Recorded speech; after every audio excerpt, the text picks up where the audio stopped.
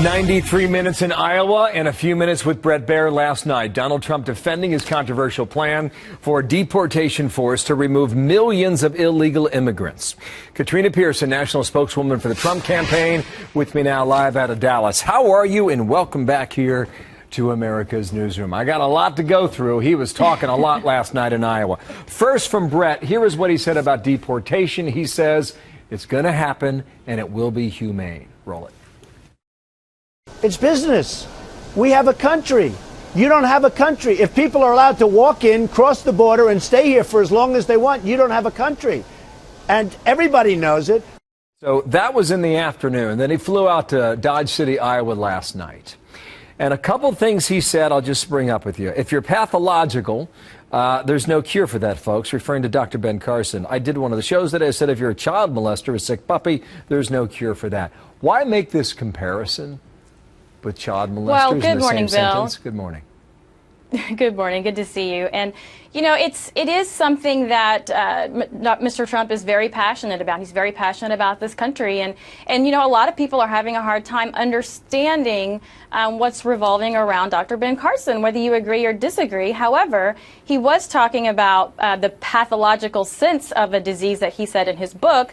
And the most common pathology used in terms of healthcare is, unfortunately, child molestation. However, that was not the analogy he was making. He was not calling Ben Carson a child molester. He was just making an analogy to the pathology and it not being a curable disease. So he was concerned about Ben Carson in the future. What raises red flags, or what gets the attention, is the fact that you use it in the same sentence.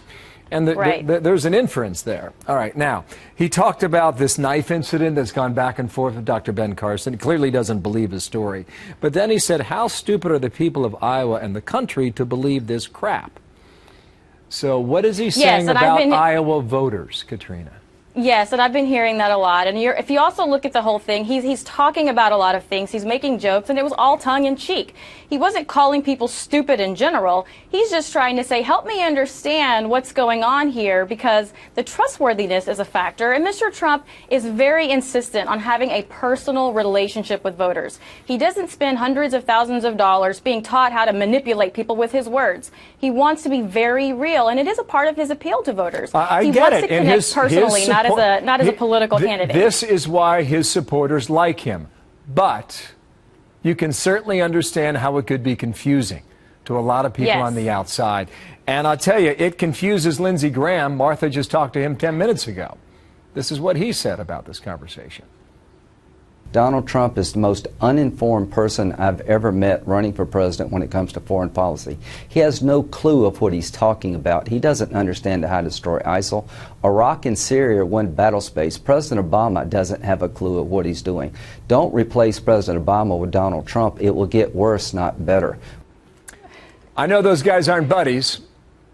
No. But how would you react to that? And we have to wonder, you know, where is Lindsey Graham in the polls right now? So I'm not even sure it really warrants a response. But what I will say is Megyn Kelly had a group of veterans on just the other night who agreed with Trump's position on Syria and Iran and Iraq and Russia. So we're not looking to get into another war right now. We need to get competent leadership, someone that can bring in the best and the brightest to come up with a logical foreign policy explanation for what has happened under the Bush administration and under the Obama administration. I think you could argue if you stuck to that, none of this other stuff would be a distraction. But today it is. Now, he goes after one more question. He goes after everyone except for Ted Cruz. And what he said last night was, it's hard for me to say anything about him. He's been very nice to me. At some point, he probably won't be, so then I'll do what I did best. So when does that relationship change? He has always been consistent on that. He really hasn't gone after anyone that didn't first go after him, and that includes Carson. And if Senator Cruz wants to go after Donald Trump will probably respond in kind. But the fact remains, if Mr. Cruz keeps it cordial, so will Donald Trump. What if Ted Cruz poll numbers start to rise? What happens then?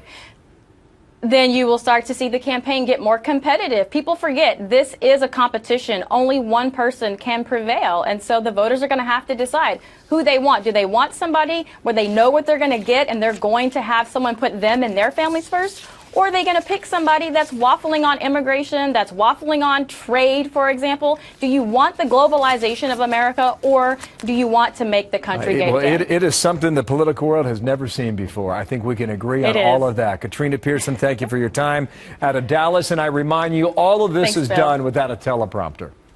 Every time. Katrina, right. thanks. 22.